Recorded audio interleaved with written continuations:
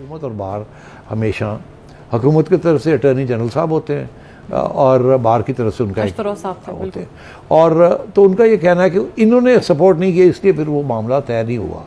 और इनको नाराज़गी ये है कि आज तक ऐसे नहीं हुआ, हमेशा सपोर्ट किया जाता है जो भी चीफ जस्टिस जो लोग डालना चाहता है, और तो उनको आप ये कमीशन जुडिशल कमीशन के अंदर इत्तेफाक से होता है, इस दफ़ा नहीं हुआ।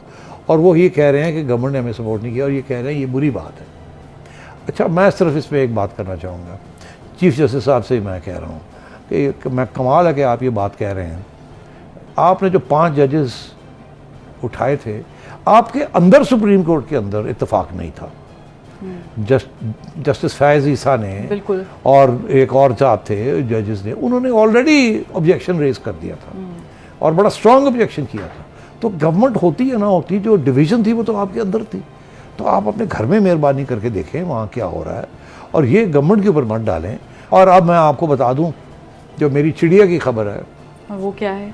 वो ये है कि ये चीफ जस्टिस साहब ने जो बात की है सुप्रीम कोर्ट के जो जजेस को पसंद नहीं आई। बहुत से जजेस हैं उनको ये बात पसंद नहीं आई, और मेरा ख्याल है कि और भी डिविजन्स अब सुप्रीम कोर्ट में होंगी।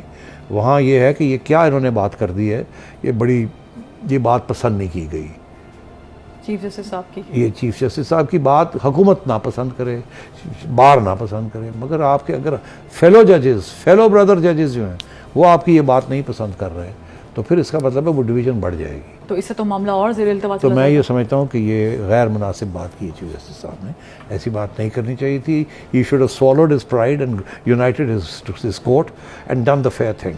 ये पैकिंग, इसके ऊपर इल्ज़ाम यही था ना, you are packing the court, जिसके जो भी मतलब होता है वो आप समझते हैं। हालांकि मैं नहीं समझता कि he is a man of integrity.